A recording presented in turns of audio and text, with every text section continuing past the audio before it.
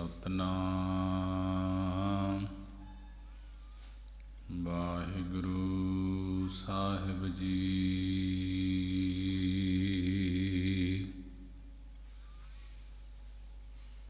डंडौत वंदन अनेक वार सर्ब कला समरथ। डोलन ते राखो प्रभु नानक दे कर हथ।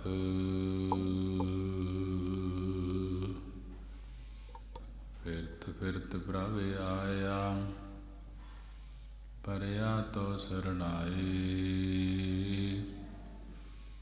नानक की प्रभ बेनती अपनी भगति लाए। सतनाम वाहिगुरु साहिब जी। एक ओंकार सतगुर प्रसाद। राग गौड़ी तित्ती कबीर जी की। एक ओंकार सतगुर प्रसाद। बारस बारह उगवै सूर अहनिस बाजे अनहद तूर। देखिया तिहूँ लोक का पियो चार्ज भया जीवते सियो।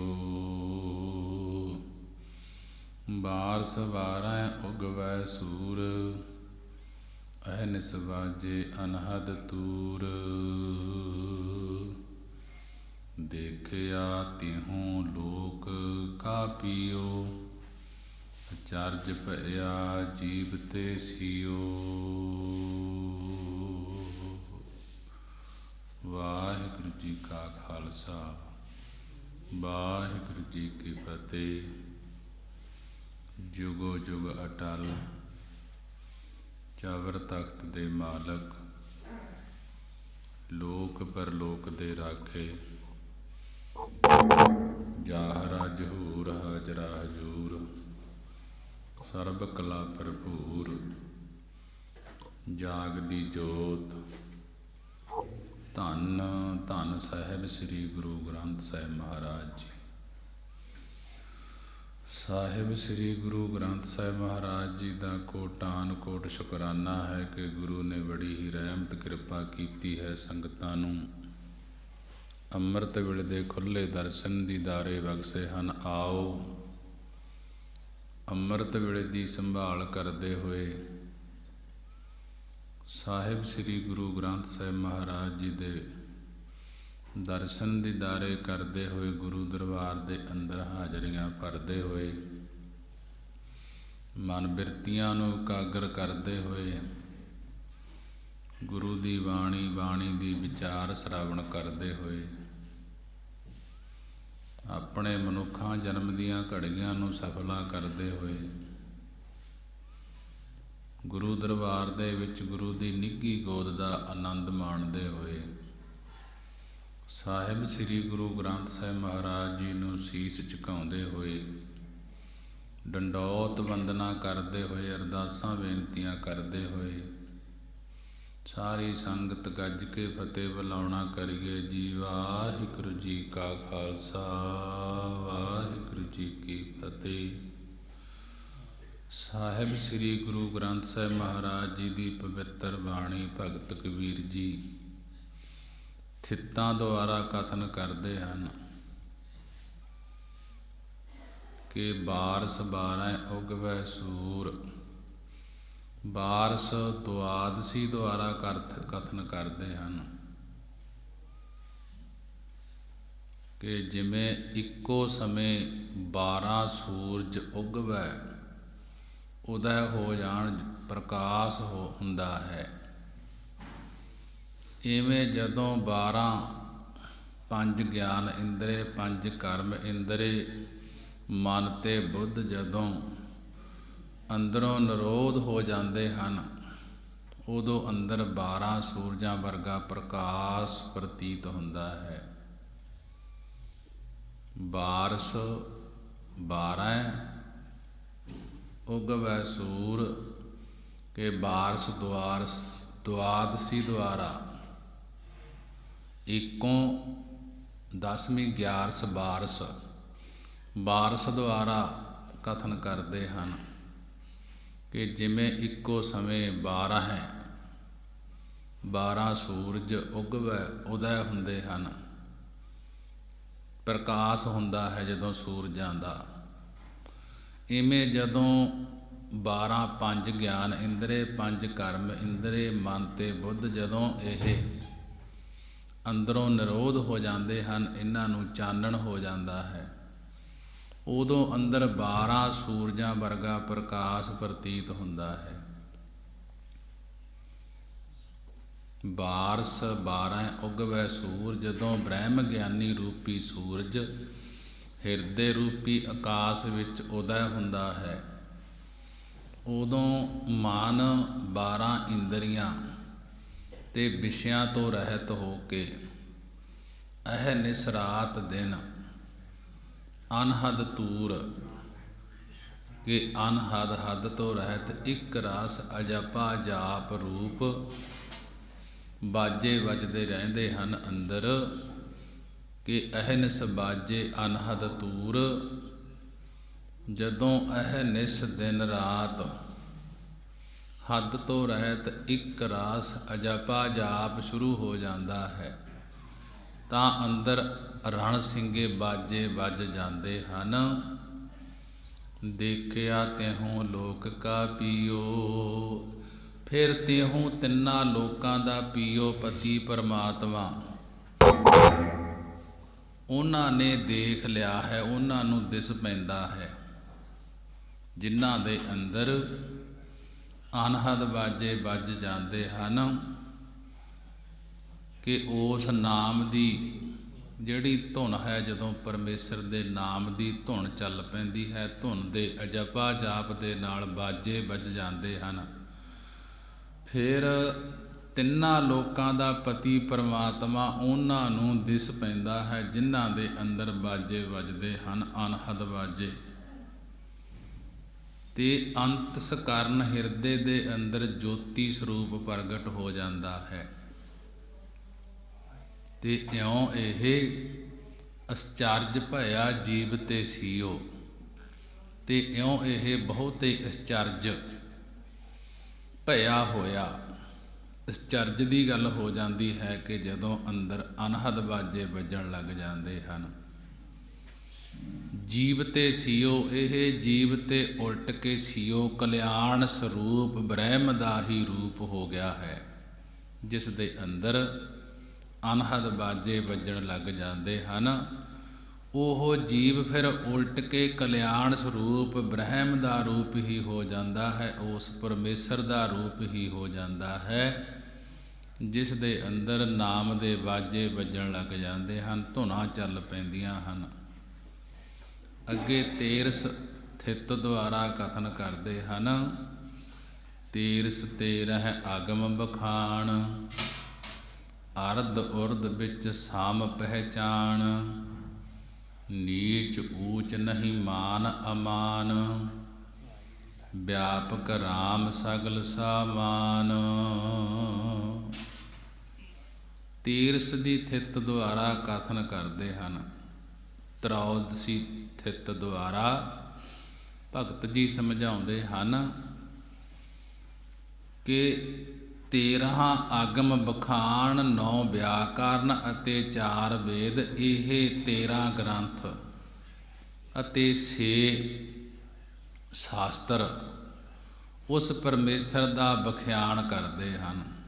13 ਆਗਮ ਬਖਾਣ ਕਿ ਤੀਰਸ ਥਿਤ ਦੁਆਰਾ ਭਗਤ ਜੀ ਕਥਨ ਕਰਦੇ ਹਨ ਕਿ 9 ਵਿਆਕਰਨ ਅਤੇ 4 ਵੇਦ, ਇਹ 13 ਗ੍ਰੰਥ ਅਤੇ 6 ਆਗਮ ਸ਼ਾਸਤਰ ਉਸ ਪਰਮੇਸ਼ਰ ਦਾ ਹੀ ਬਖਿਆਨ ਕਥਨ ਕਰਦੇ ਹਨ। ਅਰਧ ਉਰਧ ਵਿੱਚ ਸਮ ਪਹਿਚਾਣ, ਜੋ ਪੁਰਖ ਗਮਤਾ ਤੋਂ ਰਹਿਤ ਪਰਮੇਸ਼ਰ ਦਾ ਬਖਿਆਨ ਕਰਦੇ ਹਨ ਕਿ ਉਹ ਪੁਰਸ਼ ਤਿੰਨਾਂ ਗੁਣਾਂ ਦੇ ਸੁਭਾਅ ਤੋਂ ਰਹਿਤ ਹੋ ਜਾਂਦੇ ਹਨ। ਉਹ ਪੁਰਸ਼ ਉਸ ਪਰਮੇਸ਼ਰ ਦੇ ਸਰੂਪ ਵਿੱਚ ਹੀ ਸਦਾ ਰਹਿੰਦੇ ਹਨ। ਅਰਧ ਉਰਧ ਵਿੱਚ ਸਮ ਪਹਿਚਾਣ, ਅਰਧ ਨੀਚੇ ਜੋ ਜੀਵ ਹੈ, ਉਹ ਉਰਧ ਉੱਪਰ ਜੋ ਈਸ਼ਵਰ ਹੈ, ਪਰਮੇਸ਼ਰ ਹੈ। ਗੁਰਮੁਖ ਜਨ ਇਹਨਾਂ ਦੋਵਾਂ ਵਿੱਚ ਇੱਕੋ ਜਿਹਾ ਹੀ ਪਰਮੇਸ਼ਰ ਨੂੰ ਪਛਾਣ ਲੈਂਦੇ ਹਨ। ਜੋ ਅਰਧ ਨੀਚੇ ਨੂੰ ਸਵਾਸ ਆਉਂਦੇ ਹਨ, ਜੋ ਉੱਪਰ ਨੂੰ ਭਾਵ ਬਾਹਰ ਨੂੰ ਸਵਾਸ ਜਾਂਦੇ ਹਨ, ਜਦੋਂ ਥੱਲੇ ਦਾ ਸਾਹ ਹੇਠਾਂ ਜਾਵੇ, ਜਦੋਂ ਥੱਲੇ ਦਾ ਸਾਹ ਹੇਠਾਂ ਜਾਣੋਂ ਹਟ ਜਾਵੇ ਤੇ ਅੰਦਰ ਬਾਹਰ ਨੂੰ ਨਿਕਲਣਾ ਹਟ ਜਾਵੇ, ਉਦੋਂ ਦੋਹਾਂ ਦਾ ਸਾਖੀ ਪ੍ਰਕਾਸ਼ ਰੂਪ ਬ੍ਰਹਮ ਸਮਾਇਆ ਹੋਇਆ ਪਛਾਣਦੇ ਹਨ। ਅਰਧ ਉਰਧ ਵਿੱਚ ਸਮ ਪਹਿਚਾਣ, ਅਰਧ ਅਰਾਧਣੇ ਜੋਗ, ਜੋ ਉਰਧ ਬ੍ਰਹਮ ਹੈ, ਪਰਮੇਸ਼ਰ ਹੈ, ਉਸ ਨੂੰ ਸਮਾਨ ਰੂਪ ਕਰਕੇ ਪਛਾਣ ਲੈਂਦੇ ਹਨ। ਜਦੋਂ ਜੀਵ ਜੋ ਨੀਚੇ ਜੀਵ ਹੈ ਅਤੇ ਉੱਪਰ ਈਸ਼ਵਰ ਹੈ, ਗੁਰਮੁਖ ਜਨ ਇਹਨਾਂ ਦੋਨਾਂ ਵਿੱਚ ਜਦੋਂ ਇੱਕੋ ਜਿਹਾ ਹੀ ਪਰਮੇਸ਼ਰ ਨੂੰ ਪਛਾਣ ਲੈਂਦੇ ਹਨ, ਉਹ ਅਰਾਧਨੇ ਯੋਗ ਜੋ ਬ੍ਰਹਮ ਹੈ, ਪਰਮੇਸ਼ਰ ਹੈ, ਉਸ ਨੂੰ ਸਮਾਨ ਰੂਪ ਕਰਕੇ ਪਛਾਣ ਲੈਂਦੇ ਹਨ। ਨੀਚ ਊਚ ਨਹੀਂ ਮਾਨ ਅਮਾਨ, ਉਸ ਅਵਸਥਾ ਵਿੱਚ ਨਾ ਕੋਈ ਨੀਚ ਨੀਵਾਂ ਹੈ। ਜਦੋਂ ਪਰਮੇਸ਼ਰ ਨੂੰ ਪਛਾਣ ਲੈਂਦੇ ਹਨ, ਪਰਮੇਸ਼ਰ ਨਾਲ ਮਿਲ ਜਾਂਦੇ ਹਨ, ਫਿਰ ਜਦੋਂ ਇਹ ਅਵਸਥਾ ਬਣ ਜਾਂਦੀ ਹੈ, ਫਿਰ ਨਾ ਕਿਸੇ ਨੂੰ ਨੀਵਾਂ ਤੇ ਨਾ ਕੋਈ ਉੱਚਾ ਹੈ, ਨਾ ਕੋਈ ਮਾਨ ਸਤਿਕਾਰ ਹੰਕਾਰ ਹੈ, ਤੇ ਨਾ ਹੀ ਕੋਈ ਅਮਾਨ ਮਾਨ ਤੋਂ ਰਹਿਤ ਹੈ। ਨੀਚ ਊਚ ਨਹੀਂ ਮਾਨ ਅਮਾਨ, ਕਿ ਨੀਚ ਨੀਵਾਂ ਤਮੋ ਗੁਣ ਵਾਲਾ ਵੀ ਪ੍ਰਤੀਤ ਨਹੀਂ ਹੁੰਦਾ, ਊਚ ਉੱਚਾ ਸਤੋ ਗੁਣ ਵਾਲਾ ਵੀ ਪ੍ਰਤੀਤ ਨਹੀਂ ਹੁੰਦਾ। ਮਾਨ ਅਮਾਨ ਮਾਨ ਸਤਿਕਾਰ ਕਰਾਉਣ ਵਾਲਾ ਭਾਵ ਰਜੋ ਗੁਣ ਵੀ ਨਹੀਂ ਪ੍ਰਤੀਤ ਹੁੰਦਾ, ਤੇ ਅਮਾਨ ਮਾਨ ਤੋਂ ਰਹਿਤ ਨਿਮਰਤਾ ਵਾਲਾ ਵੀ ਪ੍ਰਤੀਤ ਨਹੀਂ ਹੁੰਦਾ। ਭਾਵ ਉੱਥੇ ਕੋਈ ਦੁੰਦਵਾਦ ਨਹੀਂ ਹੈ। ਵਿਆਪਕ ਰਾਮ ਸਗਲ ਸਾਮਾਨ, ਕਿ ਉਹ ਵਿਆਪਕ ਵਿਆਪਿਆ ਹੋਇਆ ਰਾਮ, ਰਮਿਆ ਹੋਇਆ ਪਰਮੇਸ਼ਰ ਹੀ ਹੈ। ਬਸ ਸਾਰਿਆਂ ਵਿੱਚ ਸਮਾਨ ਇੱਕ ਰਾਸ ਰੂਪ ਹੋ ਕੇ ਵਰਤ ਰਿਹਾ ਹੈ। ਵਿਆਪਕ ਰਾਮ ਸਗਲ ਸਾਮਾਨ, ਉਹ ਵਿਆਪਕ ਵਿਆਪਿਆ ਹੋਇਆ ਪਰਮੇਸ਼ਰ ਹੈ, ਸਾਰਿਆਂ ਵਿੱਚ ਇੱਕ ਰਾਸ ਰੂਪ ਹੋ ਕੇ ਵਰਤ ਰਿਹਾ ਹੈ। ਜੋ ਉਸ ਵਿਆਪਕ ਪ੍ਰਭੂ ਦਾ ਸਿਮਰਨ ਕਰਦੇ ਹਨ, ਉਹ ਸਾਰੇ ਉਸ ਵਿਆਪਕ ਸਰੂਪ ਵਿੱਚ ਹੀ ਸਮਾ ਜਾਂਦੇ ਹਨ, ਅਭੇਦ ਹੋ ਜਾਂਦੇ ਹਨ, ਇੱਕ ਮਿਕ ਹੋ ਜਾਂਦੇ ਹਨ। 14 ਲੋਕ ਮਝਾਰ, 14 ਲੋਕ ਮਝਾਰ, ਰੋਮ ਰੋਮ ਮੈਂ ਬਸਹੇ ਬਰਾਰ, ਸਤ ਸੰਤੋਖ ਕਾ ਧਰੋ ਧਿਆਨ, ਕਥਨੀ ਕਥਿਐ ਬ੍ਰਹਮ ਗਿਆਨ। 14ਵੀਂ ਥਿਤ ਦੁਆਰਾ ਕਥਨ ਕਰਦੇ ਹਨ ਕਿ 14 ਲੋਕਾਂ 7 ਪਤਾਲ 7 ਆਕਾਸ ਮਝਾਰ ਵਿੱਚ, 14 ਲੋਕ ਮਝਾਰ, ਕਿ 14ਵੀਂ ਥਿਤ ਦੁਆਰਾ ਭਗਤ ਜੀ ਕਥਨ ਕਰਦੇ ਹਨ ਕਿ 14 ਲੋਕਾਂ 7 ਪਤਾਲ 7 ਆਕਾਸ ਵਿੱਚ 14 5 ਕਰਮ ਇੰਦਰੇ, 5 ਗਿਆਨ ਇੰਦਰੇ ਤੇ ਚਤੁਸ਼ਟਾ ਅੰਤਸਕਰਨ, ਇਹਨਾਂ ਸਾਰਿਆਂ ਨੂੰ ਪ੍ਰਕਾਸ਼ਣ ਵਾਲਾ, ਸਾਰਿਆਂ ਦੇ ਮਝਾਰ, ਸਾਰਿਆਂ ਦੇ ਵਿੱਚ ਉਹ ਪਰਮੇਸ਼ਰ ਹੈ। ਅਤੇ ਉਹ ਰੋਮ ਰੋਮ ਮੈਂ ਬਸਹੇ ਮੁਰਾਰ, ਅਤੇ ਉਹ ਮੁਰਾਰ ਮੁਰਾਰੀ ਪਰਮੇਸ਼ਰ ਸਾਰੇ ਬ੍ਰਹਿਮੰਡ ਵਿੱਚ ਰੋਮ ਰੋਮ ਵਿੱਚ ਵਸਦਾ ਪਿਆ ਹੈ। ਜਿਸ ਦੇ ਰੋਮ ਰੋਮ ਵਿੱਚ ਪਰਮੇਸ਼ਰ ਦਾ ਸਿਮਰਨ ਹੁੰਦਾ ਹੈ, ਉਸ ਦੇ ਅੰਦਰ ਮੁਰਾਰੀ ਪਰਮੇਸ਼ਰ ਆਪ ਵਸਦਾ ਹੈ। ਜਿਸ ਦੇ ਰੋਮ ਰੋਮ ਦੇ ਵਿੱਚ ਪਰਮੇਸ਼ਰ ਦਾ ਸਿਮਰਨ ਹੁੰਦਾ ਹੈ।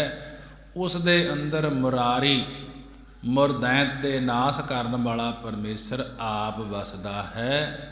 ਸਤ ਸੰਤੋਖ ਕਾ ਧਰੋ ਧਿਆਨ ਕਿ ਸਤ ਪ੍ਰਤੱਗੀ ਸੰਤੋਖ ਭਲੀ ਪ੍ਰਕਾਰ ਤ੍ਰਿਪਤੀ ਹੋਣੀ ਆਦਿਕ ਸ਼ੁਭ ਗੁਣਾ ਦੇ ਸਹਿਤ ਹੋ ਕੇ ਉਸ ਪਰਮੇਸ਼ਰ ਦਾ ਧਿਆਨ ਧਰਨਾ ਕਰੋ। ਕਥਨੀ ਕਥੀਐ ਬ੍ਰਹਮ ਗਿਆਨ ਅਤੇ ਕਥਨੀ ਵਿੱਚ ਵਿਆਖਿਆ ਵਿੱਚ ਬ੍ਰਹਮ ਗਿਆਨ ਪਰਮੇਸ਼ਰ ਦੇ ਗਿਆਨ ਨੂੰ ਕਥਨ ਕਰਨਾ ਕਰੀਏ ਕਿ ਸਤ ਪ੍ਰਤੱਗੀ ਸੰਤੋਖ ਭਲੀ ਪ੍ਰਕਾਰ ਤ੍ਰਿਪਤੀ ਹੋਣੀ ਆਦਿਕ ਸ਼ੁਭ ਗੁਣਾ ਦੇ ਸਹਿਤ ਹੋ ਕੇ ਉਸ ਪਰਮੇਸ਼ਰ ਦਾ ਧਿਆਨ ਧਰਨਾ ਕਰੋ। ਜੋ ਕਥਨੀ ਵਿੱਚ ਵਿਆਖਿਆ ਵਿੱਚ ਬ੍ਰਹਮ ਗਿਆਨ ਪਰਮੇਸ਼ਰ ਦੇ ਗਿਆਨ ਨੂੰ ਕਥਨ ਕਰਨਾ ਕਰੀਏ। ਪੁੰਨਿਓ ਪੂਰਾ ਚੰਦ ਆਕਾਸ ਪਸ ਰਹੇ ਕਲਾ ਸਹਿਜ ਪਰਗਾਸ ਆਦ ਅੰਤ ਮਦ ਹੋਏ ਰਹਿਆ ਥੀਰ ਸੁਖ ਸਾਗਰ ਮੈਂ ਰਮਹਿ ਕਬੀਰ। ਆਦ ਅੰਤ ਮਦ ਹੋਏ ਰਹਿਆ ਬੀਰ ਸੁਖ ਸਾਗਰ ਮੈਂ ਰਮਹਿ ਕਬੀਰ। ਪੁੰਨਿਆਂ ਦੁਆਰਾ ਕਥਨ ਕਰਦੇ ਹਨ ਭਗਤ ਕਬੀਰ ਜੀ। ਪੁੰਨਿਓ ਪੂਰਾ ਚੰਦ ਆਕਾਸ ਕਿ ਪੁੰਨਿਆਂ ਦੁਆਰਾ ਭਗਤ ਜੀ ਕਥਨ ਕਰਦੇ ਹਨ ਕਿ ਜਿਸ ਪ੍ਰਕਾਰ ਪੂਰਨਮਾਸੀ ਨੂੰ ਆਕਾਸ਼ ਵਿੱਚ ਗਗਨ ਵਿੱਚ ਪੂਰਾ ਚੰਦਰਮਾ ਹੁੰਦਾ ਹੈ, ਉਸ ਦੀਆਂ ਸਾਰੀਆਂ ਕਿਰਨਾਂ ਫੈਲੀਆਂ ਹੁੰਦੀਆਂ ਹਨ ਕਿ ਸਾਰੇ ਪ੍ਰਕਾਸ਼ ਹੁੰਦਾ ਹੈ, ਚਾਨਣ ਹੁੰਦਾ ਹੈ ਅਤੇ ਉਸ ਦਾ ਸਹਿਜ ਪ੍ਰਕਾਸ਼ ਸੁਤੇ ਸਿੱਧ ਹੀ ਪ੍ਰਕਾਸ਼ ਹੁੰਦਾ ਹੈ। ਸਾਰੇ ਜਦੋਂ ਪੂਰਨਮਾਸੀ ਨੂੰ ਚੰਦਰਮਾ ਪੂਰਾ ਹੁੰਦਾ ਹੈ, ਇਸੇ ਪ੍ਰਕਾਰ ਪਸ ਰਹੇ ਕਲਾ ਸਹਿਜ ਪ੍ਰਕਾਸ਼। ਇਸੇ ਪ੍ਰਕਾਰ ਪੂਰਨ ਸਤਿਗੁਰੂ ਸਾਹਿਬ ਜੀ ਨਾਲ ਜਦੋਂ ਪੂਰਾ ਅਧਿਕਾਰੀ ਮਿਲ ਜਾਵੇ ਉਦੋਂ ਪੁੰਨਿਆਂ ਦੀ ਥਿੱਤ ਹੁੰਦੀ ਹੈ। ਜਿਵੇਂ ਪੁੰਨਿਆਂ ਦੀਆਂ 15 ਥਿੱਤਾਂ ਹਨ ਕਿ 15-16 ਥਿੱਤਾਂ ਬਾਅਦ ਚੰਦਰਮਾ ਪੂਰਾ ਆਕਾਸ਼ ਵਿੱਚ ਚੜ੍ਹਦਾ ਹੈ, ਇਵੇਂ ਜਿਨ੍ਹਾਂ ਅਧਿਕਾਰੀ ਜਨਾਂ ਦੇ ਅੰਦਰ ਸਤ ਸੰਤੋਖ ਦਇਆ ਧਰਮ ਵਿਚਾਰ ਸ਼ਾਂਤੀ ਖਿਮਾ ਸਰਦਾ ਕਰਣਾ ਮੁੱਦਤਾ ਮੈਤਰੀ ਅਪੇਖਿਆ ਭਾਵਨਾ ਪ੍ਰੇਮ ਨਿਮਰਤਾ ਆਦਿਕ ਪੂਰਨ ਥਿੱਤਾਂ ਹਨ ਕਿ ਜਿਨ੍ਹਾਂ ਨੇ 5 ਗਿਆਨ ਇੰਦਰੀਆਂ 5 ਕਰਮ ਇੰਦਰੀਆਂ ਨੂੰ ਰੋਕਿਆ ਹੋਇਆ ਹੈ, 5 ਤੱਤਾਂ ਦੀ ਸਾਧਨਾ 16ਵਾਂ ਮਨ ਨੂੰ ਰੋਕਿਆ ਹੋਇਆ ਹੈ। ਪਸ ਰਹੇ ਕਲਾ ਸਹਿਜ ਪ੍ਰਕਾਸ਼ ਇਹ 16 ਕਲਾਂ ਦੇ ਪਰਸਨੇ ਕਰਕੇ ਸੁਤੇ ਹੀ ਸਹਿਜ ਸਰੂਪ ਦੇ ਗਿਆਨ ਦਾ ਪ੍ਰਕਾਸ਼ ਹੋ ਜਾਂਦਾ ਹੈ। ਆਦ ਅੰਤ ਮਦ ਹੋਏ ਰਹਿਆ ਬੀਰ ਕਿ ਜਗਤ ਤੋਂ ਆਦ ਪਹਿਲਾਂ ਵਾਲੇ ਸਮੇਂ ਵਿੱਚ ਅੰਤ ਅਖੀਰਲੇ ਸਮੇਂ ਵਿੱਚ ਅਤੇ ਮੱਧ ਹੁਣ ਵਿਚਕਾਰਲੇ ਸਮੇਂ ਵਿੱਚ ਉਹੀ ਪਰਮੇਸ਼ਰ ਵੀਰ ਇਸਤਤ ਹੋ ਰਿਹਾ ਹੈ ਕਿ ਉਹ ਪਰਮੇਸ਼ਰ ਸਾਰੇ ਹੀ ਆਪ ਵਸ ਰਿਹਾ ਹੈ। ਸੁਖ ਸਾਗਰ ਮੈਂ ਰਮਹਿ ਕਬੀਰ ਕਿ ਜਨਮ ਤੋਂ ਲੈ ਕੇ ਅੰਤ ਤੱਕ ਭਾਵ ਬਾਲ ਜਵਾਨੀ ਬਿਰਧ ਵਿੱਚ ਸਦਾ ਉਹ ਪਰਮੇਸ਼ਰ ਦੇ ਸਰੂਪ ਵਿੱਚ ਇਸਤਤ ਰਹਿਣਾ ਚਾਹੀਦਾ ਹੈ। ਭਗਤ ਕਬੀਰ ਜੀ ਕਥਨ ਕਰਦੇ ਹਨ, ਸੁਖ ਸਾਗਰ ਮੈਂ ਰਮਹਿ ਕਬੀਰ। ਭਗਤ ਜੀ ਕਹਿਣ ਲੱਗੇ ਕਿ ਅਸੀਂ ਸੁਖ ਸਾਗਰ ਸੁੱਖਾਂ ਦੇ ਸਮੁੰਦਰ ਪਰਮੇਸ਼ਰ ਦੇ ਵਿੱਚ ਅਭੇਦ ਹੋ ਕੇ ਰਹਿੰਦੇ ਹਾਂ। ਅਸੀਂ ਉਸ ਦੇ ਉਚਾਰਨ ਕਰਨ ਵਿੱਚ ਲੱਗੇ ਰਹਿੰਦੇ ਹਾਂ। ਥਿੱਤੀ ਕਬੀਰ ਜੀਓ ਕੀ ਇੱਥੇ ਹੀ ਸਮਾਪਤੀ ਕਿ ਥਿੱਤੀ ਬਾਰ ਜਿਹੜੀ ਬਾਰ 7 ਦਿਨਾਂ ਦੇ ਵਿਚਾਰ ਸੀ ਉਹ ਪ੍ਰਾਰੰਭ ਹੈ। ਇੱਕ ਓੰਕਾਰ ਸਤਿਗੁਰ ਪ੍ਰਸਾਦ। ਰਾਗ ਗੌੜੀ। ਬਾਰ ਕਬੀਰ ਜੀਓ ਕੇ ਸੱਤ। ਸੱਤ ਅੰਕ ਹਨ, ਇਸ ਨੂੰ ਸੱਤ ਹੀ ਬੋਲਣਾ ਹੈ। ਅਦਵੈਤ ਸਰੂਪ ਓੰਕਾਰ ਸਰਬਦਾ ਪ੍ਰਕਾਸ਼ਕ ਜੋ ਸਤਿਗੁਰੂ ਹੈ, ਕਿ ਜੋ ਪਰਮੇਸ਼ਰ ਹੈ, ਉਹ ਸਤਿਗੁਰਾਂ ਦੀ ਕਿਰਪਾ ਦੁਆਰਾ ਪ੍ਰਾਪਤ ਹੁੰਦਾ ਹੈ। ਰਾਗ ਗੌੜੀ ਹੈ। ਬਾਰ ਕਬੀਰ ਜੀਓ ਕੇ, ਕਿ ਭਗਤ ਕਬੀਰ ਜੀ ਕੇ ਦਾ ਉਚਾਰਨ ਕੀਤੇ ਹੋਏ 7 ਵਾਰ 7 ਦਿਨ ਹਨ। ਇਹਨਾਂ 7 ਦਿਨਾਂ ਬਾਰੇ ਭਗਤ ਜੀ ਕਥਨ ਕਰਦੇ ਹਨ ਕਿ ਬਾਰ ਬਾਰ ਹਰਿ ਕੇ ਗੁਣ ਗਾਵੋ। ਭਗਤ ਜੀ ਕਹਿਣ ਲੱਗੇ, ਹੈ ਭਾਈ, ਬਾਰ ਬਾਰ ਹਰੇਕ ਦਿਨ, ਚਾਹੇ ਸੋਮਵਾਰ, ਮੰਗਲਵਾਰ, ਬੁੱਧਵਾਰ, ਵੀਰਵਾਰ, ਕੋਈ ਵੀ ਦਿਨ ਹੈ, ਕਿ ਹਰੇਕ ਦਿਨ ਹੀ ਹਰੀ ਪਰਮੇਸ਼ਰ ਅਕਾਲ ਪੁਰਖ ਦੇ ਗੁਣ ਗਾਉਣਾ ਕਰੋ, ਸਿਫਤਾਂ ਤਾਈਂ ਗਾਉਣਾ ਕਰੋ, ਉਸ ਦੀ ਵਡਿਆਈ ਕਰੋ, ਉਸ ਦਾ ਨਾਮ ਜਪਣਾ ਕਰੋ। ਬਾਰ ਬਾਰ ਰੋਮ ਰੋਮ ਕਰਕੇ ਹਰੀ ਦੇ ਗੁਣਾਂ ਨੂੰ ਗਾਉਣਾ ਕਰੋ। ਆਪਣੇ ਆਪ ਨੂੰ ਬਾਰ ਬਾਰ ਕੇ ਹਰੀ ਦੇ ਗੁਣਾਂ ਨੂੰ ਗਾਉਣਾ ਕਰੋ। ਆਪਣੇ ਆਪ ਨੂੰ ਕੁਰਬਾਨ ਕਰ ਕਰਕੇ ਉਸ ਪਰਮੇਸ਼ਰ ਦੇ ਗੁਣਾਂ ਨੂੰ ਗਾਉਣਾ ਕਰੋ ਕਿ ਬਾਰ ਬਾਰ ਹਰ ਕੇ ਗੁਣ ਗਾਓ। ਬਾਰ ਬਾਰੀਆਂ ਵਿੱਚੋਂ, ਭਾਵ 84 ਲੱਖ ਜੂਨਾਂ ਦੀ ਬਾਰੀ ਵਿੱਚੋਂ ਇਹ ਮਨੁੱਖਾ ਜਨਮ ਦੀ ਬਾਰੀ ਹਰੀ ਦੇ ਗੁਣਾਂ ਨੂੰ ਗਾਉਣ ਵਾਸਤੇ ਪ੍ਰਾਪਤ ਹੋਈ ਹੈ, ਕਿ ਆਪਣੇ ਹਰੀ ਦੇ ਗੁਣਾਂ ਨੂੰ ਗਾਉਣ ਵਾਸਤੇ ਪ੍ਰਾਪਤ ਹੋਈ ਹੈ। ਹਰੀ ਦੇ ਗੁਣ ਹੀ ਗਾਉਣਾ ਕਰੋ। ਬਾਰ ਬਾਰ ਹਰ ਕੇ ਗੁਣ ਗਾਵੋ, ਕਿ ਆਪਣੇ ਬਾਰ ਇੰਦਰੀਆਂ ਨੂੰ ਵਿਸ਼ਿਆਂ ਵੱਲੋਂ ਵਰਜ ਕੇ ਹਰੀ ਦੇ ਗੁਣਾਂ ਨੂੰ ਗਾਉਣਾ ਕਰੋ। ਆਪਣੇ ਦੇਹ ਅਧਿਆਸ ਨੂੰ ਬਾਰ ਵਾਰ ਕੇ ਹਰੀ ਦੇ ਗੁਣਾਂ ਨੂੰ ਗਾਉਣਾ ਕਰੋ। ਬਾਰ ਬਾਰ ਮੁੜ ਮੁੜ ਕੇ ਬਾਰੰਬਾਰ ਹਰੀ ਦੇ ਗੁਣਾਂ ਨੂੰ ਗਾਉਣਾ ਕਰੋ। ਸਾਧ ਸੰਗਤ ਰੂਪੀ ਬਾਰ ਵਿੱਚ ਆਪਣੇ ਆਪ ਨੂੰ ਬਾਰ ਕੇ ਇਸਤਤ ਕਰਕੇ ਹਰੀ ਦੇ ਗੁਣਾਂ ਨੂੰ ਗਾਉਣਾ ਕਰੋ। ਗੁਰਗਮ ਭੇਦ ਸੋ ਹਰਿ ਕਾ ਪਾਓ। ਗੁਰਗਮ ਭੇਦ ਸੋ ਹਰਿ ਕਾ ਪਾਵੋ। ਰਹਾਉ। ਭਗਤ ਜੀ ਕਥਨ ਕਰਦੇ ਹਨ ਕਿ ਗੁਰਗਮ, ਗੁਰ ਸ਼ਾਸਤਰ, ਸਤਿਗੁਰੂ ਸਾਹਿਬ ਜੀ ਜੋ ਗਿਆਨ ਦੀ ਪ੍ਰਾਪਤੀ ਵਾਲੇ ਹਨ, ਉਹਨਾਂ ਦੁਆਰਾ ਉਸ ਹਰੀ ਪਰਮੇਸ਼ਰ ਦੀ ਪ੍ਰਾਪਤੀ ਦਾ ਭੇਦ ਰਾਜ ਪਾਉਣਾ ਕਰੋ।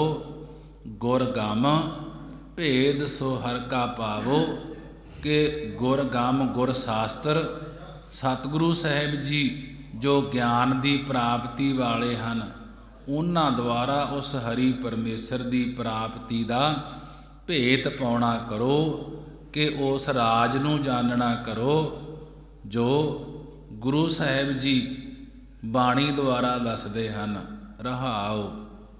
ਵਿਸ਼ਰਾਮ ਦੇ ਕੇ ਅੱਗੇ ਹਫ਼ਤੇ ਦੇ ਦਿਨ ਹੁੰਦੇ ਹਨ, ਉਹਨਾਂ ਬਾਰੇ ਸਮਝਾ ਰਹੇ ਹਨ। 7 ਵਾਰ 7 ਦਿਨਾਂ ਬਾਰੇ। ਆਦਿਤ ਕਰੈ ਭਗਤ ਆਰੰਭ, ਕਾਇਆ ਮੰਦਰ ਮਨਸਾ ਥੰਬ। ਆਦਿਤ ਕਰੈ ਭਗਤ ਆਰੰਭ। ਆਦਿਤ, ਅਦਿਤੀ ਦਾ ਪੁੱਤਰ ਸੂਰਜ। ਸੂਰਜ ਦਾ ਦਿਨ ਐਤਵਾਰ। ਐਤਵਾਰ ਦੁਆਰਾ ਸਿੱਖਿਆ ਦਿੰਦੇ ਹਨ ਭਗਤ ਕਬੀਰ ਜੀ ਕਿ ਹੇ ਭਾਈ, ਪਰਮੇਸ਼ਰ ਦੀ ਭਗਤੀ ਨੂੰ ਸ਼ੁਰੂ ਕਰਨਾ ਕਰੋ, ਆਰੰਭ ਸ਼ੁਰੂ ਕਰਨਾ ਕਰੋ। ਆਦਿਤ, ਸਾਰਿਆਂ ਦੇ ਵਿੱਚ ਜੋ ਅਦਿੱਤ ਪ੍ਰਕਾਸ਼ ਸਰੂਪ ਹੈ, ਉਸ ਦੀ ਭਗਤੀ ਆਰੰਭ ਸ਼ੁਰੂ ਕਰੋ। ਕਾਇਆ ਮੰਦਰ ਮਨਸਾ ਥੰਬ। ਕਾਇਆ ਦੇਹ ਰੂਪੀ ਮੰਦਰ ਵਿੱਚ ਮਨਸਾ ਬਾਸਨਾ ਨੂੰ ਥੰਮ ਕਰਕੇ, ਰੋਕ ਕਰਕੇ ਰੱਖੋ। ਜਿਹੜਾ ਇਹ ਕਾਇਆ ਹੈ, ਇਹ ਦੇਹੀ ਹੈ। ਇਹ ਦੇਹੀ ਰੂਪੀ ਮੰਦਰ ਦੇ ਵਿੱਚ ਜੋ ਬਾਸ਼ਨਾ ਹੈ ਉਸ ਨੂੰ ਰੋਕ ਕਰਕੇ ਰੱਖਣਾ ਕਰੋ। ਜਦੋਂ ਕਾਇਆ ਬੁੱਧੀ ਦੇ ਅੰਦਰੋਂ ਬਾਸ਼ਨਾ ਨੂੰ ਥੰਬੋਰੀ ਤਾਂ ਮੰਦਰ ਆਦਿ ਸਥਾਨ ਰੂਪ ਇਸ ਸਰੀਰ ਵਿੱਚੋਂ ਹੀ ਪ੍ਰਾਪਤ ਹੋ ਜਾਏਗਾ।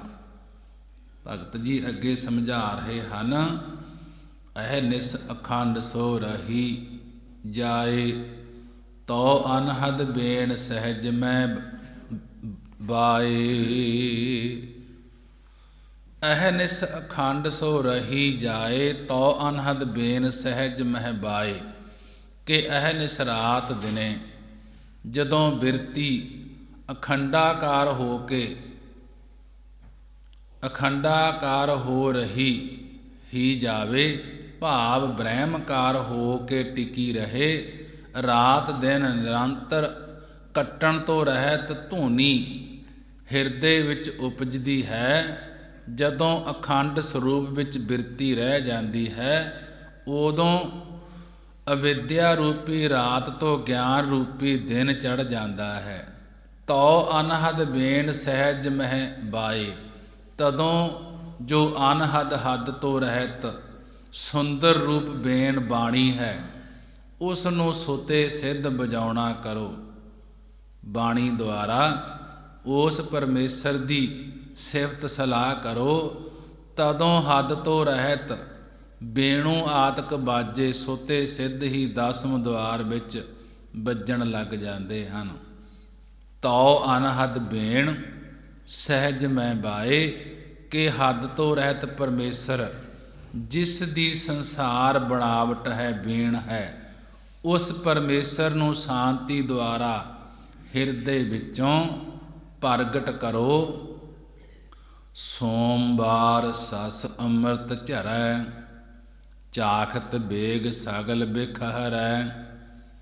ਬਾਣੀ ਰੋਕਿਆ ਰਹੈ ਦੁਆਰ, ਤੋ ਮਨ ਮਤ ਬਾਰੋ ਪੀਵਣ ਹਾਰ। ਸੋਮਵਾਰ ਸਸ ਅੰਮ੍ਰਿਤ ਝਰੈ। ਕਿ ਸੋਮਵਾਰ ਚੰਦਰਮਾ ਦਾ ਦਿਨ ਮੰਨਿਆ ਜਾਂਦਾ ਹੈ। ਇਸ ਦੁਆਰਾ ਕਹਿੰਦੇ ਹਨ ਕਿ ਜਿਵੇਂ ਚੰਦਰਮਾ ਵਿੱਚੋਂ ਅੰਮ੍ਰਿਤ ਝਰਦਾ ਹੈ, ਉਦੋਂ ਚੰਦਰ ਕਾਂਤਾ ਮਣੀ ਵਿੱਚੋਂ ਇੱਕ ਰਸ ਨਿਕਲਦਾ ਹੈ।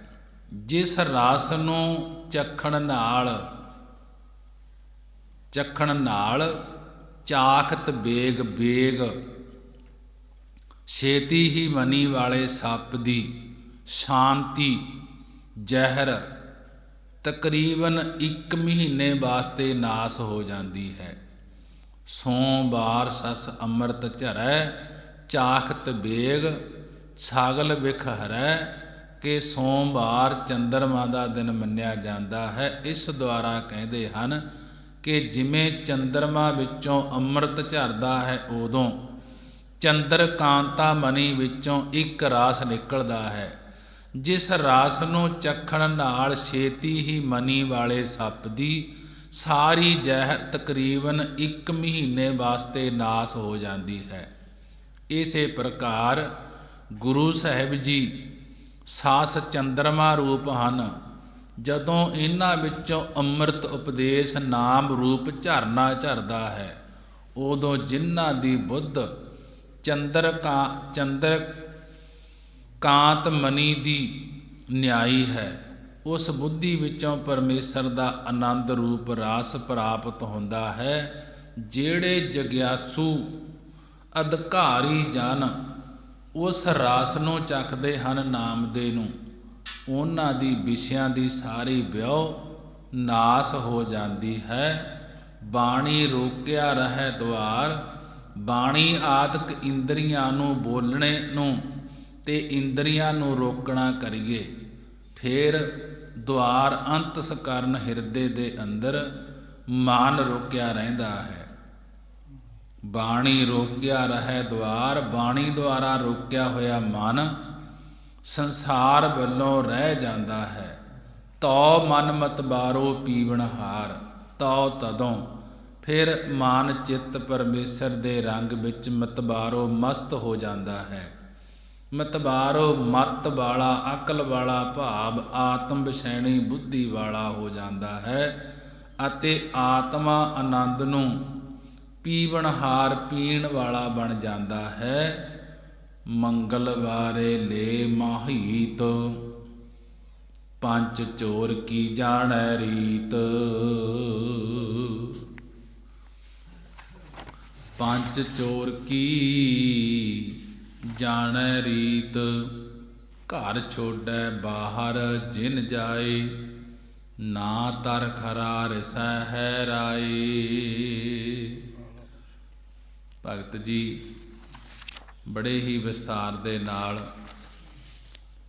ਮੰਗਲਵਾਰ ਦਿਨ ਬਾਰੇ ਸਮਝਾ ਰਹੇ ਹਨ। ਮੰਗਲਵਾਰੇ ਲੈ ਮਹੀਤ, ਕਿ ਮੰਗਲਵਾਰ ਧਰਤੀ ਦੇ ਪੁੱਤਰ ਦਾ ਨਾਂ ਹੈ। ਇਸ ਦੁਆਰਾ ਕਥਨ ਕਰਦੇ ਹਨ ਕਿ ਮਹੀਤ ਮਹਾਤਮਾ ਤੋਂ ਸਿੱਖਿਆ ਲੈਣਾ ਕਰੋ। ਮਨ ਦੁਆਲੇ ਗੁਰੂ ਦੇ ਸ਼ਬਦ ਦਾ ਮਹੀਤ ਘੇਰਾ ਲੈਣਾ ਕਰੋ। ਜਿਹੜਾ ਮਨ ਹੈ, ਇਸ ਮਨ ਦੇ ਦੁਆਰੇ ਗੁਰੂ ਦਾ ਜਿਹੜਾ ਸ਼ਬਦ ਹੈ ਉਸ ਦਾ ਘੇਰਾ ਘੱਤਣਾ ਕਰੋ।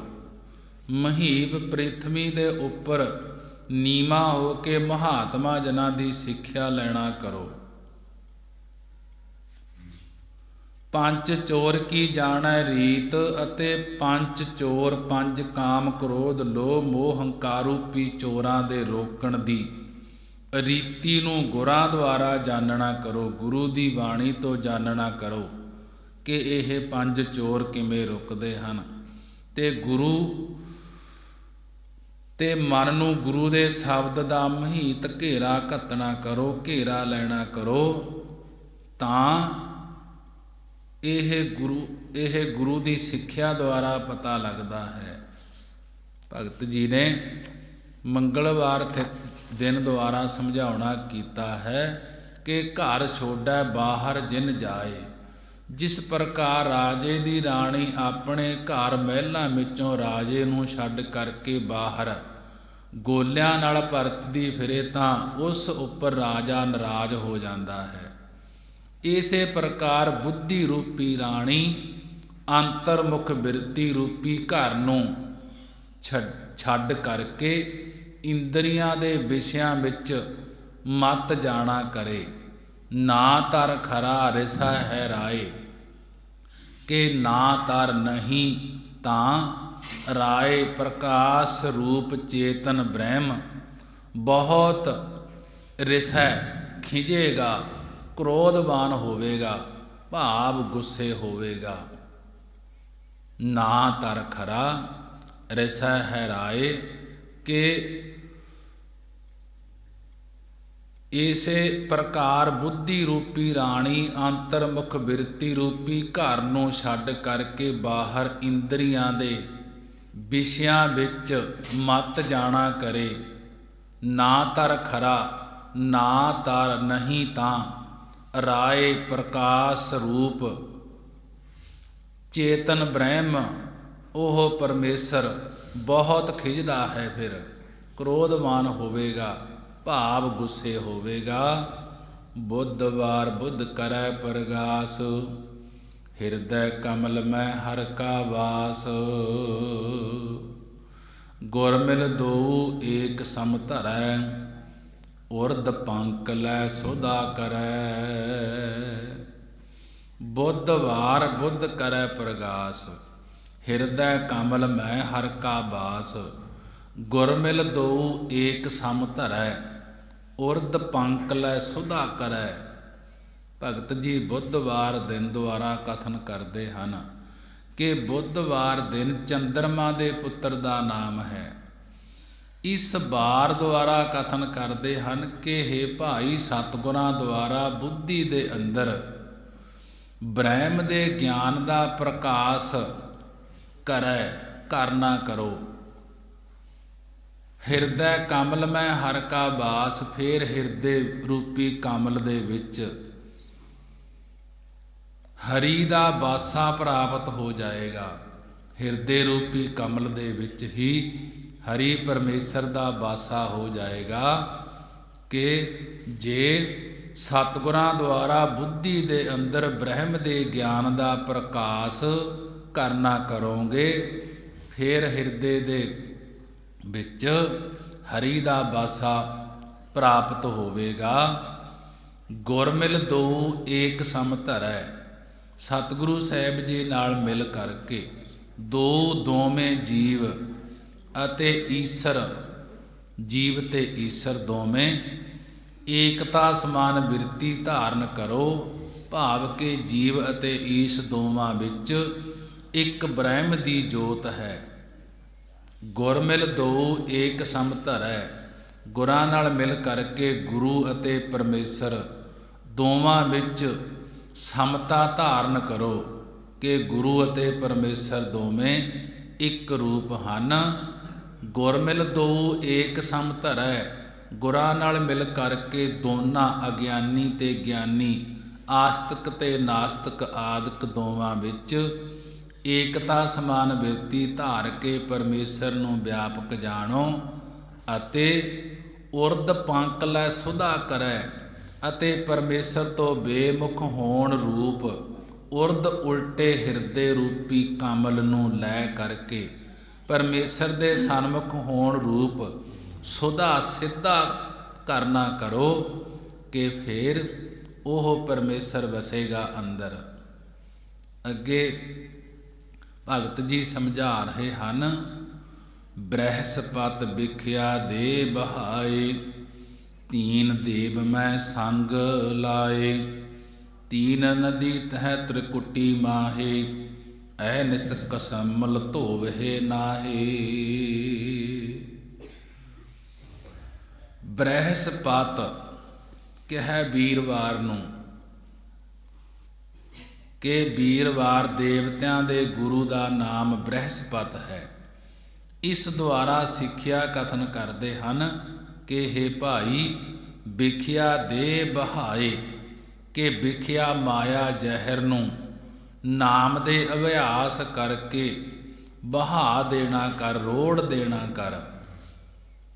ਬ੍ਰਹਸਪਤ ਵਿਖਿਆ ਦੇ ਬਹਾਏ, ਕਿ ਬ੍ਰਹਸਪਤ ਵੀਰਵਾਰ ਦੇਵਤਿਆਂ ਦੇ ਗੁਰੂ ਦਾ ਨਾਮ ਬ੍ਰਹਸਪਤ ਹੈ। ਇਸ ਦੁਆਰਾ ਸਿੱਖਿਆ ਕਥਨ ਕਰਦੇ ਹਨ ਕਿ ਹੇ ਭਾਈ, ਵਿਖਿਆ ਦੇ ਬਹਾਏ, ਵਿਖਿਆ ਮਾਇਆ ਦੀ ਜ਼ਹਿਰ ਨੂੰ ਨਾਮ ਦੇ ਅਭਿਆਸ ਕਰਕੇ ਬਹਾਏ ਰੋੜ ਦੇਣਾ ਕਰੋ ਅਤੇ ਤੀਨ ਦੇਵ ਏਕ ਸੰਗ ਲਾਏ, ਅਤੇ ਤਿੰਨ ਦੇਵਤੇ ਬ੍ਰਹਮਾ ਵਿਸ਼ਨੂੰ ਸ਼ਿਵ ਜੀ ਦੀ ਉਪਾਸਨਾ ਦੇ ਥਾਂ ਇੱਕ ਪਰਮੇਸ਼ਰ ਦੇ ਨਾਲ ਬਿਰਤੀ ਜੋੜਨਾ ਕਰੋ। ਤਿੰਨ ਹਿਰਨ ਗਰਭ ਬੈਰਾਟ ਅਧਿਆਕਿਰਤ, ਇਹਨਾਂ ਤਿੰਨਾਂ ਦਾ ਜੋ ਪ੍ਰਕਾਸ਼ ਰੂਪ ਬ੍ਰਹਮ ਹੈ ਉਸ ਵਿੱਚ ਬਿਰਤੀ ਜੋੜਨਾ ਕਰੋ। ਤਿੰਨਾਂ ਅਵਸਥਾ ਜਾਗਤ ਸੁਪਨ ਸੁਖੋਵਤ, ਤਿੰਨਾਂ ਗੁਣਾ ਰਜੋ ਤਮੋ ਸਤੋਂ, ਤਿੰਨਾਂ ਲੋਕਾਂ ਦਾ ਜੋ ਦੇਵ ਪ੍ਰਕਾਸ਼ ਹੈ ਉਸ ਨਾਲ ਚਿੱਤ ਦੀ ਬਿਰਤੀ ਨੂੰ ਲਾਉਣਾ ਕਰੋ। ਤੀਨ ਨਦੀ ਤਹਿ ਤ੍ਰਿਕੁਟੀ ਮਾਹੇ, ਅਹਨਿਸ ਕਸਮਲ ਧੋਵਹਿ ਨਾਹੇ, ਕਿ ਤਿੰਨ ਇੜਾ ਪਿੰਗਲਾ ਸੁਖਮਨਾ ਰੂਪੀ ਨਦੀਆਂ ਉਥੇ ਦਸਮ ਦਵਾਰ ਰੂਪੀ ਤ੍ਰਿਕੁਟੀ ਵਿੱਚ ਚੱਲ ਰਹੀਆਂ ਹਨ। ਤੀਨ ਨਦੀ ਤਹਿ ਤ੍ਰਿਕੁਟੀ ਮਾਹੇ, ਕਿ ਤਿੰਨਾਂ ਇੜਾ ਪਿੰਗਲਾ ਸੁਖਮਨਾ ਰੂਪੀ ਨਦੀਆਂ ਉਥੇ ਦਸਮ ਦਵਾਰ ਰੂਪੀ ਤ੍ਰਿਕੁਟੀ ਵਿੱਚ ਇਹ ਤਿੰਨੇ ਨਦੀਆਂ ਚੱਲ ਰਹੀਆਂ ਹਨ। ਜੋਗਾਨੰਦ ਰੂਪ ਅੰਮ੍ਰਿਤ ਵਿੱਚ ਨਹਾ ਕੇ ਅਹਨਿਸ ਦਿਨ ਰਾਤ ਕਸਮਲ ਪਾਪਾਂ ਨੂੰ ਧੋਣਾ ਕਰੋ, ਕਿ ਜੋਗਾਨੰਦ ਰੂਪੀ ਅੰਮ੍ਰਿਤ ਦੇ ਵਿੱਚ ਨਹਾ ਕੇ ਦਿਨ ਰਾਤ ਪਾਪਾਂ ਨੂੰ ਧੋਣਾ ਕਰੋ। ਸਾਧ ਸੰਗਤ ਰੂਪੀ ਤ੍ਰਿਕੁਟੀ ਬਣੀ ਹੋਈ ਹੈ, ਜਿੱਥੇ ਕਰਮ ਕਥਾ ਜਮਨਾ ਰੂਪ ਹੋ ਕੇ ਬਹਿ ਰਹੀ ਹੈ। ਗੰਗਾ ਦੀ ਨਿਆਈ ਭਗਤੀ ਦੀ ਕਥਾ ਹੈ, ਸਵਰਸਵਤੀ ਦੀ ਨਿਆਈ ਗਿਆਨ ਕਥਾ ਪ੍ਰਵਾਹ ਰੂਪ ਹੋ ਕੇ ਬਹਿ ਰਹੀ ਹੈ। ਉਥੇ ਰਾਤ ਦਿਨ ਪਾਪਾਂ ਦੀ ਮੈਲ ਨੂੰ ਕਰਮ ਕਥਾ ਦੁਆਰਾ ਧੋਣਾ ਕਰੋ। ਚਿੱਤ ਦੀ ਚੰਚਲਤਾਈ ਰੂਪੀ ਮੈਲ ਨੂੰ ਭਗਤੀ ਦੀ ਕਥਾ ਦੁਆਰਾ ਧੋਣਾ ਕਰੋ ਅਤੇ ਅਗਿਆਨ ਦੇ ਆਵਰਨ ਪਰਦੇ ਨੂੰ ਗਿਆਨ ਦੀ ਕਥਾ ਕਰਕੇ ਧੋਣਾ ਕਰੋ। ਬੜੇ ਹੀ ਵਿਸਥਾਰ ਦੇ ਨਾਲ ਸਮਝਾਉਣਾ ਕੀਤਾ ਹੈ। ਅੱਗੇ ਭਗਤ ਜੀ ਗੁਰਬਾਣੀ ਦੁਆਰਾ ਸਮਝਾ ਰਹੇ ਹਨ। ਸੁਕਿਰਤ ਸਹਾਰੈ ਸੋ ਇਹ ਵਰਤ ਚੜ੍ਹੈ, ਅਨ ਦਿਨ ਆਪ ਸਿਉ ਲੜੈ, ਸੁਰਖੀ ਪੰਚੋ ਰਾਖੈ ਸਵੈ, ਤੋ ਦੂਜੀ ਦ੍ਰਿਸ਼ਟ ਨਾ ਪੈਸੇ ਕਵੈ। ਸੁਕਿਰਤ ਸਹਾਰੈ ਸੋ ਇਹ ਵਰਤ ਚੜ੍ਹੈ। ਸੁਕਿਰਤ ਸ਼ੁੱਕਰਵਾਰ ਦਿਨ ਦਾ ਭਾਵ ਹੈ ਕਿ ਸ਼ੁੱਕਰਵਾਰ ਇਹ ਦੈਂਤਾਂ ਦੇ ਗੁਰੂ ਦਾ ਨਾਮ ਹੈ। ਇਸ ਦੁਆਰਾ ਸਿੱਖਿਆ ਧਾਰਨ ਕਰਦੇ ਹਨ ਕਿ ਇਹ ਭਾਈ ਸੁਕਿਰਤ ਪੁੰਨ ਕਰਮਾਂ ਦੇ ਸਹਾਰਾ ਆਸਰੇ ਉਹ ਇਸ ਉਪਕਾਰ ਇਸ ਵਰਤ ਵਿੱਚ ਬਿਰਤੀ ਨੂੰ ਚਾੜਨਾ ਕਰੋ, ਭਾਵ ਬ੍ਰਹਮਾਕਾਰ ਕਰੋ ਅਤੇ ਅਨ ਦਿਨ ਆਪ ਸਿਉ ਲੜੈ ਅਤੇ ਅਨ ਦਿਨ ਰਾਤ ਦਿਨ ਆਪਾ ਭਾਵ ਦੇ ਅਧਿਆਸ ਦੇ ਨਾਲ ਆਪਣੇ ਸਰੂਪ ਦੇ ਗਿਆਨ ਕਰਕੇ ਉਸ ਨਾਲ ਲੜੈ। ਯੁੱਧ ਕਰੋ ਭਾਵ ਆਪਾ ਭਾਵ ਨੂੰ ਦੂਰ ਕਰੋ, ਮੇਟਣਾ ਕਰੋ। ਸੁਰਖੀ ਪੰਚੋ ਰਾਖੈ ਸਭੈ ਕਿ ਪੰਚੋ ਪੰਜ ਸੁਰਖੀ ਗਿਆਨ ਇੰਦਰੀਆਂ ਨੂੰ ਸਭੈ ਸਾਰੇ ਵਿਸ਼ਿਆਂ ਵੱਲੋਂ ਰੋਕ ਕੇ ਰੱਖਣਾ ਕਰੋ। ਤੋ ਦੂਜੀ ਦ੍ਰਿਸ਼ਟ ਨਾ ਪੈਸਾ ਕਵੈ ਕਿ ਇਹਨਾਂ ਪੰਜਾਂ ਗਿਆਨ ਇੰਦਰੀਆਂ ਨੂੰ ਬਸ ਕਰਕੇ ਰੱਖਣਾ ਕਰੋ। ਤਦੋਂ ਫਿਰ ਦੂਜੀ ਦਵੈਤ ਨੂੰ ਪਾਉਣ ਵਾਲੀ ਦ੍ਰਿਸ਼ਟੀ ਕਦਾ ਚਿੱਤ ਵੀ ਨਹੀਂ ਪੈਂਦੀ, ਪ੍ਰਵੇਸ਼ ਨਹੀਂ ਕਰਦੀ। ਥਾਵਰ ਥਿਰ ਕਰ ਰਾਖੈ ਸੋਏ, ਜੋਤ ਕੀ ਬੱਟੀ ਘਟ ਮੈਂ ਜੋਏ। ਥਾਵਰ ਥਿਰ ਕਰ ਰਾਖੈ ਸੋਏ, ਜੋਤ ਦੀ ਬੱਟੀ ਘਟ ਮੈਂ ਸੋਏ। ਬਾਹਰ ਭੀਤਰ ਭਇਆ ਪ੍ਰਗਾਸ, ਤਬ ਹੁਆ ਸਗਲ ਕਰਮ ਕਾ ਨਾਸ। ਭਗਤ ਜੀ ਥਾਵਰ ਕਹਿ ਸਨਿਚਰਵਾਰ ਨੂੰ ਕਿ ਸਨਿਚਰਵਾਰ ਇਹ ਸੂਰਜ ਦੇ ਪੁੱਤਰ ਦਾ ਨਾਮ ਹੈ। ਇਸ ਦੁਆਰਾ ਸਿੱਖਿਆ ਕਥਨ ਕਰਦੇ ਹਨ ਕਿ ਥਿਰ ਕਰ ਰਾਖੈ ਸੋਏ, ਥਿਰ ਇਸਤਤ ਰੂਪ ਹੋ, ਇਸਤਤ ਰੂਪ ਜੋ ਬ੍ਰਹਮ ਹੈ, ਪਰਮੇਸ਼ਰ ਹੈ, ਉਸ ਵਿੱਚ ਬਿਰਤੀ ਨੂੰ ਟਿਕਾ ਕਰਕੇ ਰੱਖਣਾ ਕਰੋ।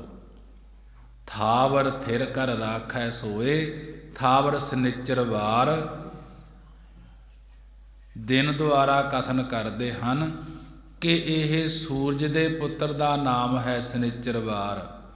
ਇਸ ਦੁਆਰਾ ਸਿੱਖਿਆ ਕਥਨ ਕਰਦੇ ਹਨ ਕਿ ਥਿਰ ਕਰ ਰਾਖੈ ਸੋਏ, ਥਿਰ ਇਸਤਤ ਰੂਪ ਜੋ ਬ੍ਰਹਮ ਹੈ, ਪਰਮੇਸ਼ਰ ਹੈ, ਉਸ ਵਿੱਚ ਬਿਰਤੀ ਨੂੰ ਟਿਕਾ ਕਰਕੇ ਰੱਖਣਾ ਕਰੋ। ਜੋਤ ਦੀ ਬੱਟੀ ਘਟ ਮੈਂ ਸੋਏ, ਜੋਤ ਦੀ ਬੱਟੀ ਘਟ ਮੈਂ ਜੋਏ ਕਿ ਜੋਤੀ ਸਰੂਪ ਪਰਮੇਸ਼ਰ ਦੀ ਪ੍ਰਾਪਤੀ ਕਰਾਉਣ ਵਾਲੀ ਬ੍ਰਹਮਕਾਰ ਬਿਰਤੀ ਰੂਪੀ ਬੱਟੀ ਨੂੰ ਹਿਰਦੇ ਵਿੱਚ ਰੱਖਣਾ ਕਰੋ। ਅੰਤਸਕਰਨ ਰੂਪੀ ਦੀ ਬੱਟੀ ਦੀਵੇ ਵਿੱਚ ਬ੍ਰਹਮਾਕਾਰ ਬਿਰਤੀ ਰੂਪੀ ਬੱਤੀ ਪਾ ਕੇ, ਪ੍ਰੇਮ ਦਾ ਘਿਓ ਪਾ ਕੇ ਜੋਤੀ ਸਰੂਪ ਨੂੰ ਹਿਰਦੇ ਵਿੱਚ ਵੇਖਣਾ ਕਰੋ ਕਿ ਬਾਹਰ ਭੀਤਰ ਭਇਆ ਪ੍ਰਗਾਸ। ਜਿਵੇਂ ਦੀਵਾ ਦੇਹਲੀ ਤੇ ਰੱਖਣ ਨਾਲ ਅੰਦਰ ਬਾਹਰ ਦੋਵੇਂ ਪਾਸੇ ਪ੍ਰਕਾਸ਼ ਕਰਦਾ ਹੈ, ਚਾਨਣ ਕਰਦਾ ਹੈ।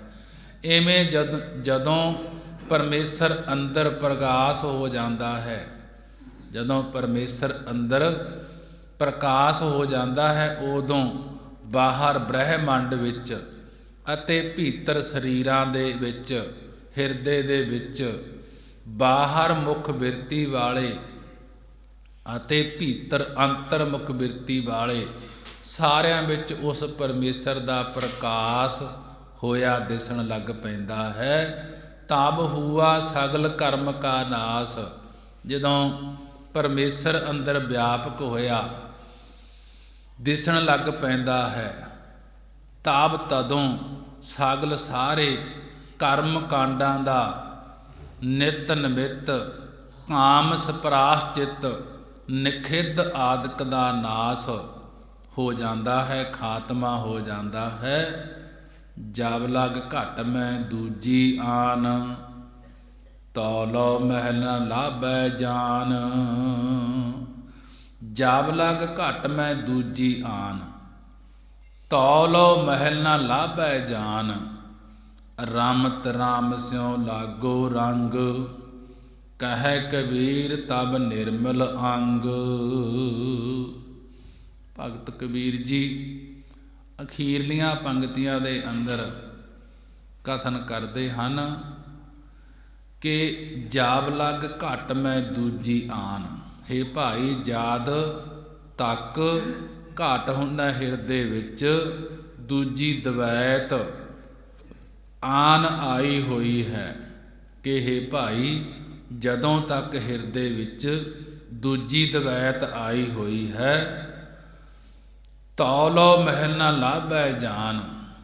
ਤੋ ਤਦ ਤੱਕ ਇਹ ਜਾਣਨਾ ਕਰੋ ਕਿ ਪਰਮੇਸ਼ਰ ਦਾ ਸਰੂਪ, ਪਰਮੇਸ਼ਰ ਦਾ ਮਹਿਲ ਸਰੂਪ ਨਾ ਲਾਭੈ, ਲੱਭ ਨਹੀਂ ਸਕਦਾ ਜਿੰਨਾ ਚਿਕਰ ਇਹ ਦਵੈਤ ਦੇ ਵਿੱਚ ਹੈ, ਪਰਮੇਸ਼ਰ ਨੂੰ ਛੱਡ ਕੇ ਹੋਰ ਦੀ ਪੂਜਾ ਦੇ ਵਿੱਚ ਲੱਗਿਆ ਹੋਇਆ ਹੈ, ਕਿਤੋਂ ਹੋਰ ਭਾਲਣਾ ਕਰਦਾ ਹੈ, ਪਰਮੇਸ਼ਰ ਨੂੰ ਅੰਦਰੋਂ ਖੋਜਣਾ ਨਹੀਂ ਕਰਦਾ। ਉਹਨਾਂ ਚਿਰ ਕਿ ਪਰਮੇਸ਼ਰ ਦਾ ਸਰੂਪ ਨਹੀਂ ਲੱਭ ਸਕਦਾ। ਰਾਮਤ ਰਾਮ ਸਿਉ ਲਾਗੋ ਰੰਗ। ਹੇ ਭਾਈ, ਜਦੋਂ ਦਾ ਰਮੇ ਹੋਏ ਪਰਮੇਸ਼ਰ ਦੇ ਨਾਲ ਪ੍ਰੇਮ ਲੱਗ ਗਿਆ ਹੈ, ਕਹਿ ਕਬੀਰ ਤਬ ਨਿਰਮਲ ਅੰਗ। ਭਗਤ ਕਬੀਰ ਜੀ ਕਥਨ ਕਰਦੇ ਹਨ, ਤਦੋਂ ਦਾ ਅੰਗ, ਤਦੋਂ ਦਾ ਅੰਤ ਸਕਰਨ, ਤਦੋਂ ਦਾ ਸਰੀਰ ਨਿਰਮਲ ਹੋ ਗਿਆ ਹੈ, ਉਜਲ ਹੋ ਗਿਆ ਹੈ। ਹੇ ਭਾਈ, ਜਾਬ ਲਗ ਘਟ ਮੈਂ ਦੂਜੀ ਆਨ। ਜਦੋਂ ਤੱਕ ਹਿਰਦੇ ਵਿੱਚ ਦੂਜੀ ਦਵੈਤ ਆਈ ਹੋਈ ਹੈ, ਖਸਮ ਛੋੜ ਦੂਜੇ ਲੱਗੇ ਡੂਬੇ ਸੇ ਬੰਜਾਰਿਆ, ਕਿ ਜਦੋਂ ਖਸਮ ਮਾਲਕ ਪਰਮੇਸ਼ਰ ਨੂੰ ਛੱਡ ਕੇ ਦਵੈਤ ਵਿੱਚ ਪੈ ਕੇ ਹੋਰ ਕਿਤੋਂ ਪਰਮੇਸ਼ਰ ਨੂੰ ਭਾਲਦਾ ਹੈ, ਤਾਂ ਤਾਦ ਤੱਕ ਇਹ ਜਾਣਨਾ ਕਰੋ ਕਿ ਪਰਮੇਸ਼ਰ ਦਾ ਸਰੂਪ ਨਹੀਂ ਲੱਭ ਸਕਦਾ। ਰਮਤ ਰਾਮ ਸਿਉ ਲਾਗੋ ਰੰਗ। ਹੇ ਭਾਈ, ਜਦੋਂ ਦਾ ਰਮੇ ਹੋਏ ਪਰਮੇਸ਼ਰ ਨਾਲ ਰੰਗ ਪ੍ਰੇਮ ਲੱਗ ਗਿਆ ਹੈ, ਕਹਿ ਕਬੀਰ ਤਬ ਨਿਰਮਲ ਅੰਗ। ਭਗਤ ਕਬੀਰ ਜੀ ਕਥਨ ਕਰਦੇ ਹਨ ਕਿ ਤਦੋਂ ਦਾ ਅੰਗ ਅੰਤ ਸਕਰਨ, ਅੰਗ ਸਰੀਰ ਨਿਰਮਲ ਸੁੱਧ ਉਜਲ ਹੋ ਗਿਆ ਹੈ। ਭਗਤ ਕਬੀਰ ਜੀ ਨੇ 7 ਦਿਨਾਂ ਬਾਰੇ ਬਾਣੀ ਦੁਆਰਾ ਕਥਨ ਕੀਤਾ ਹੈ। ਗੁਰਬਾਣੀ ਪੜ੍ਹਦਿਆਂ ਤੋਂ, ਵਿਚਾਰਾਂ ਕਰਦਿਆਂ ਤੋਂ ਇੱਕ ਨਹੀਂ ਅਨੇਕਾਂ ਹੀ ਭੁੱਲਾਂ ਹੋ ਜਾਂਦੀਆਂ ਹਨ। ਗੁਰੂ ਤੇ ਗੁਰੂ ਦੀ ਸੰਗਤ ਬਖਸ਼ਣਹਾਰ ਹਨ। ਹੋਈਆਂ ਭੁੱਲਾਂ ਦੀ ਖਿਮਾ। ਕੱਲ੍ਹ ਨੂੰ ਭਗਤ ਨਾਮਦੇਵ ਜੀ ਦੀ ਬਾਣੀ ਦੀ ਵਿਚਾਰ ਹੋਏਗੀ। ਸਮਾਂ ਹੋ ਚੁੱਕਿਆ ਹੈ, ਆਓ 6 ਪੌੜੀਆਂ ਆਨੰਦ ਸਾਹਿਬ ਦਾ ਜਾਪ ਕਰਕੇ ਅਰਦਾਸ ਬੇਨਤੀ ਕਰੀਏ। ਮਹਾਰਾਜ ਕਿਰਪਾ ਕਰਨ, ਆਈਆਂ ਸੰਗਤਾਂ ਦੀ ਹਾਜ਼ਰੀ ਦਰ ਪ੍ਰਵਾਨ ਹੋਵੇ।